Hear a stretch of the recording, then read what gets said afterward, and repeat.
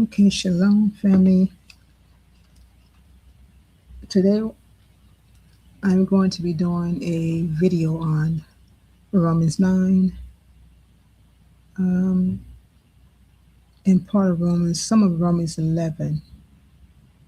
And this is in regards to Paul's teaching, teaching his deep points, or actually deeper points that he's making in Romans 9. Okay, so let's start with Romans 9 is not saying. Romans 9 is not saying Ishmaelite equal flesh only. Israelite equals what Ishmaelites equal flesh only. Israelite promise only. It's deeper than those two. Paul is teaching what makes someone truly Israel in Yah's eyes, or in the Most High's eye, is the pattern is Hagar equal human effort, flesh self-determined path. It also shows that Sarah equals Yah's choice, promise, covenant, and destiny. So it's two different patterns here. One is fleshly. Hagar, between Hagar and Sarah, tried to bring the prophecy to light, or try to fulfill the prophecy, whereas the prophecy is filled with Sarah and Abraham. So that would be Yah's choice, because he chose Abraham and Sarah to bring forth Isaac, which Isaac brought forth Jacob, which Jacob brought these 12 sons. And also all the promises that's mentioned in Romans 9, the covenant that's mentioned in Romans 9. So the destiny is in regards to Sarah and Abraham, and not Abraham and Hagar, which is Hagar again is the flesh. Sarah is the promise by God himself, Yah, the Most High himself.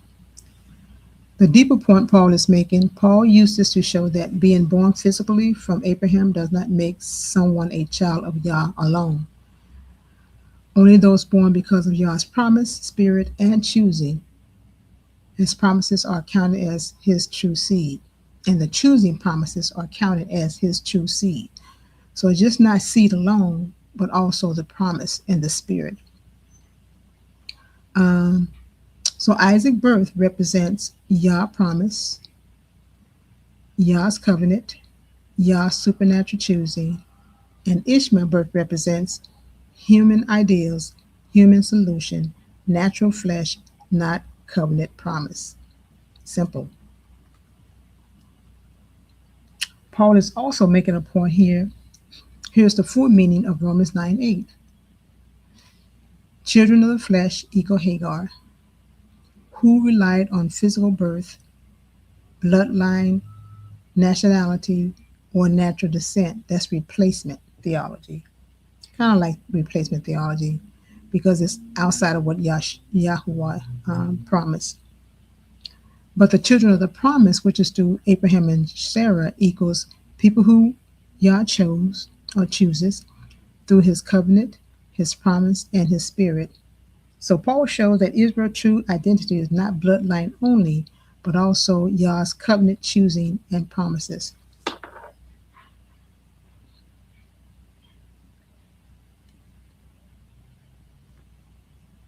Okay, so putting it all together, here's the refined full picture.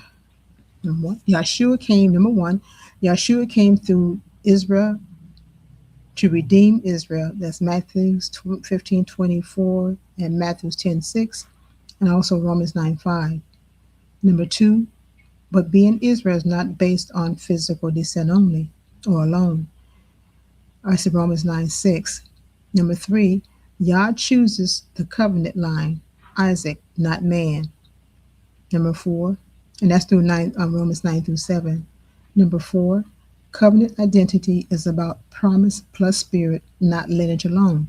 That's Romans 9:8, 27-29, and Galatians 4, chapter 4, verses 20-29.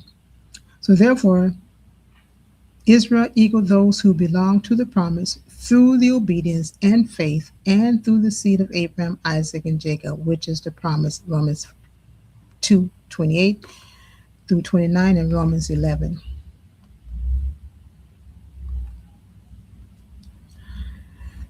So modern day pastors white and black, teach a doctrine Paul never taught, and that was replacement theology.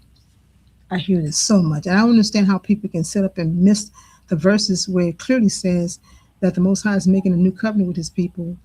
That's in Jeremiah, started in Jeremiah 31:31, and then Paul is mentioned in Hebrews 8. So, anyways, he never taught replacement theology or supersessionism. This doctrine claimed that Israel no longer matters.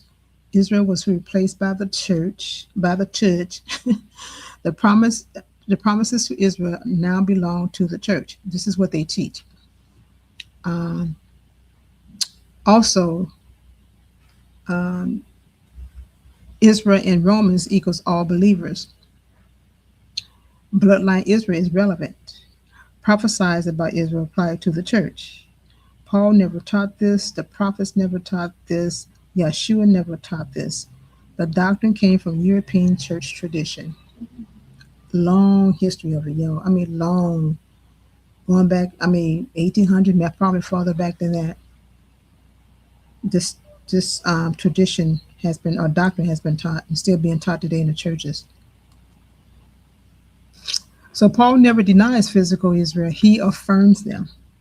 And that's through Romans 9:1-4. It lists 7 blessings that belong to physical Israel alone: adoption, glory, the covenants, the giving of the law, the service of the temple, the promise, and the fathers. And the Messiah comes through Romans 9:5 is mentioned that he comes through the same. So this is a bloodline-based identity and not a covenant privilege, not spiritually only.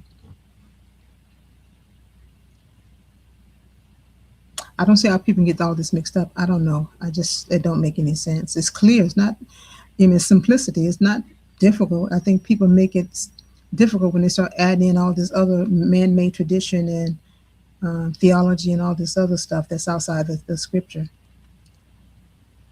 Romans 9:6, not only Israel is Israel, or not all Israel is Israel, does not erase the bloodline.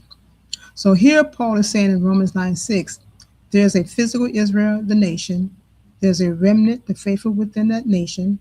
There are grafted in Gentiles, Romans 11, and that grafted in is not talking about the other nations. It's talking about the northern kingdom. You can't just say every time you see Gentiles, it's talking about other nations. So you forget about the northern kingdom because they're still split. And that's in Ezekiel 37. That's when the Most High say he puts them, he brings them out, bring them back as one nation.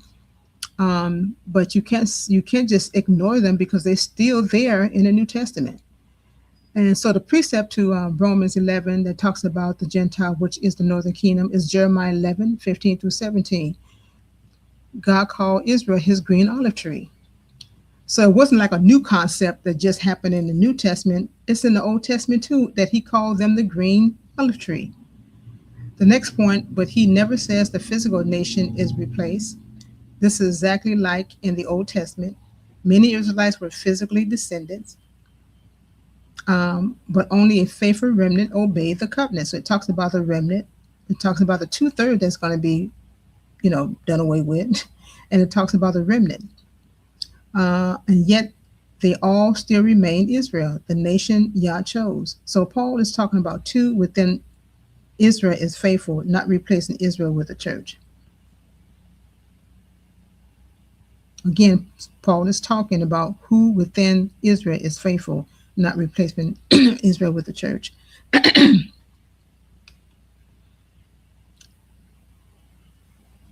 Okay, so Paul also doesn't teach the church is Israel. He don't teach that.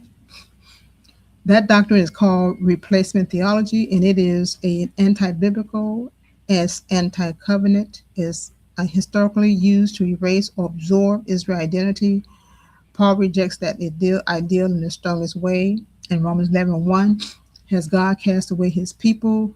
He said, Elohim forbids. But Elohim forbids. It says, God forbid equals in Hebrew, halila, thought, an extremely strong rejection. So Paul was rejecting in the strongest manner. He was rejecting that. Then Paul also says, I myself am an Israelite. God has not cast away his people, which he foreknew. That's found in Romans 11, 1-2. So if Paul is talking about the Israelites in Romans 11, 1-2, why would someone bring up and say the whole chapter is talking about the Gentiles when he's strictly showing he's talking to it's in regards to the brethren?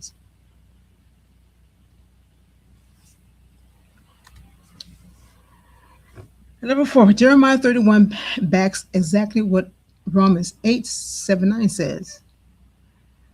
So Yah says, if the sun, moon, and stars stop existing, then Israel will stop being a nation before him. That's Jeremiah 31, 35-36. So since the sun and the moon are still here, Israel still exists, Israel is still chosen, Israel is still a nation. So no spiritual replacement, no erasing, and no absorbing into the church. It's just not there in the scripture, y'all. So I don't understand it. But again, that goes back to man tradition, man theology, and all that other I call garbage. Excuse my, I don't want to say friend, but excuse my feelings. Okay, so Hebrews 8:8-11 proves the new covenant is with Israel. The new covenant is not made with the church. It's not made with all nations. It's not a spiritual Israel. It is made with the house of Israel and the house of Judah. How can, and even if you use the fact that called the church the new is spiritual, there's no spiritual Israel in the scripture from the old to the new. It's not there. So see, they make up these terms and stuff, but that's what theologies. That's what they do, and just to erase the actual people that he called, whether you like the people or not. The fact that is what the Most High says. So that's a bloodline language. A bloodline language. If you look at the covenant was not made with the church. It was not made with all nation. It was not made with the spiritual Israel. It is made with the house of Israel and the house of Judah, which is a bloodline language. So Gentiles can be part of the kingdom, talking about the other nations outside of Israel, by keeping the commandments like Israel, but they do not replace it or rule it. And that's found in Matthew 19:27-28, when the disciple asks Yeshua, what would they get for following him? I'm just paraphrasing. And he said, when he sit in a new regeneration, when he sit on his throne, that they also will sit on 12 thrones, judging the 12 tribes of Israel. It's also mentioned in Luke 22:30. And in Acts 1:6 is when they asked him when he restored Israel back to the kingdom, back to Israel. So what Paul is actually teaching, not replacement, but order. So what Paul is actually teaching is, 1, Israel still exists physically, Romans 9:1-4, Jeremiah 31, Hebrew 8. 2, Israel still comes first, Romans 1:16, to the Jews first, Yeshua's salvation is of the Jews, John 4:22. Number 3, but within physical Israel, the faithful remnant are the true Israel of the promise, which still is Israel, the remnant. That's found in Romans 9:6. Number 4, Gentiles can join that covenant through faith in Yeshua. Romans 11, by keeping the commandments, the covenant, which is the commandments. 5, Gentiles join Israel by keeping the laws. Israel does not become the Gentiles. The Gentiles just keep the covenant, but that doesn't. Israel doesn't become the Gentiles. And last but not least, so it is correct to say, according to scriptures, Israel is still the physical chosen people. Bloodline matters, Romans 9:1-4. The promise goes through Israel. The new covenant is made with Israel. Other nations can join, but do not replace Israel.